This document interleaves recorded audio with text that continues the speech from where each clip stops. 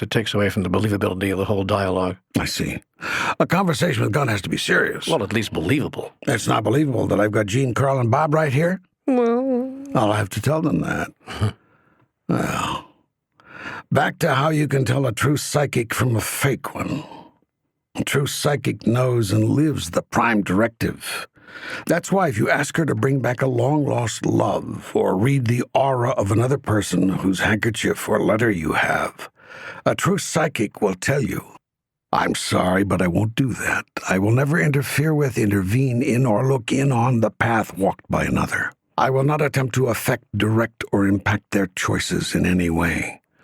And I will not divulge to you information about any individual that is personal or private. If a person offers to perform one of these services for you, that person is what you would call a shyster, using your own human weaknesses and vulnerabilities to extract money from you." But what about psychics who help people locate a missing loved one? A child who was abducted, a teenager who ran away and has too much pride to call home even though they desperately want to? Or how about the classic case of locating a person, dead or alive, for the police? Of course. These questions all answer themselves. What the true psychic always avoids is imposing his will upon another.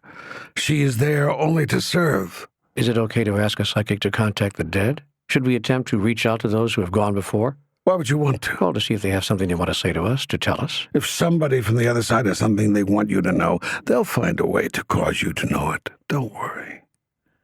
The aunt, the uncle, the brother, the sister, the father, the mother, the spouse, and lover who have gone before are continuing their own journey, experiencing complete joy, moving toward total understanding. If part of what they want to do is to come back to you, to see how you are, to bring you an awareness that they're all right, whatever, trust that they'll do that. Then watch for the sign and catch it. Don't dismiss it as just your imagination, wishful thinking, or coincidence. Watch for the message and receive it. I know a lady who was nursing her dying husband, and she begged him, if he had to go, please come back to her and let her know that he was all right. Well, he promised he would, and died 2 days later. Not a week went by when the lady was awakened one night by the feeling that someone had just sat down on the bed beside her. When she opened her eyes, she could have sworn she saw her husband sitting at the foot of the bed, smiling at her. But when she blinked and looked again, he was gone. She told me this story later, saying then that she must have been hallucinating. Yes, that's very common.